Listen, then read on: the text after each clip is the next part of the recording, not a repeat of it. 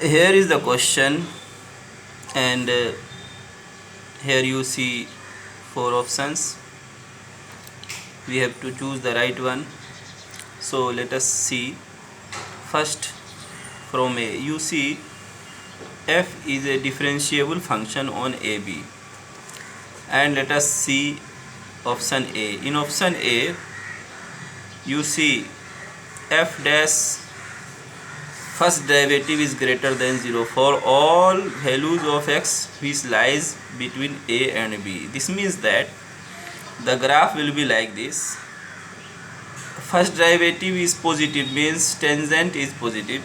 So here you see this tangent makes an acute angle, so tan theta is positive. Here if you draw a tangent here, then the same thing, acute angle, and you see this function is increasing. So option A is correct.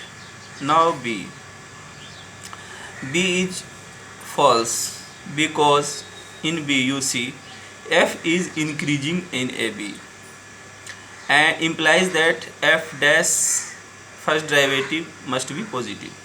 This is not true, because if you take fx equals to x cube, then you know this function is strictly monotonically increasing, but in minus infinity to plus infinity. But at x equals to 0, f dash x equals to 3x square, and which becomes 0. So it becomes 0, but the function is strictly increasing.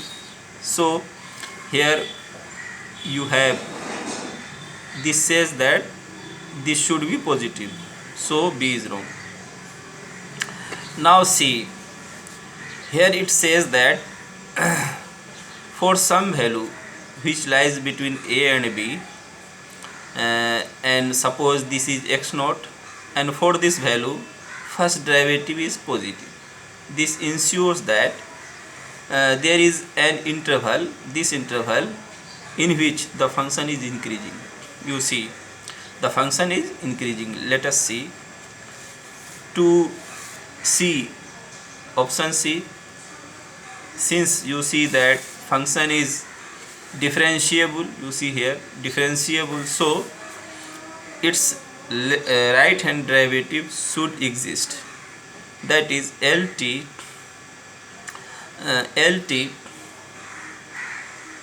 h tends to 0, f x naught plus h minus fx naught by h should be greater than 0, because it is given that f dash x naught is greater than 0. So putting this to other side, we have x naught plus h greater than fx naught. This means that we have this x naught, you see that h is positive, so x naught plus h is greater than x naught, and the function behave in the same way. So this function is increasing in this interval. So we have a point x between these two, for which the function is increasing. Function is increasing. So option C is correct. Now for option D,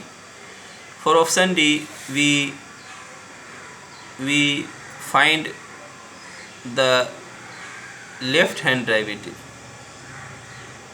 that is s tends to 0, fx naught minus h minus fx naught by h, and since this function is differentiable, so its left hand as well as right hand derivative should exist. I have done the work for one derivative. I am going for the left this time. So this should be greater than 0 because f dash x naught is greater than 0. And from here, here will be minus h, and you know h is positive, so minus h will be negative, and if you multiply 0 with negative, then this sign of inequality gets opposite. This means that fx naught minus h minus fx naught will be less than 0. This means that fx naught minus h minus fx naught fx naught minus h will be less than fx naught, and obviously for positive value of h, x naught minus h is less than x naught. So again, in this interval x belonging to x naught minus h to x naught, the function is increasing, and if you combine these two, then you may have an interval x naught minus h, x naught plus h. In this interval the function is increasing, where h tends to 0.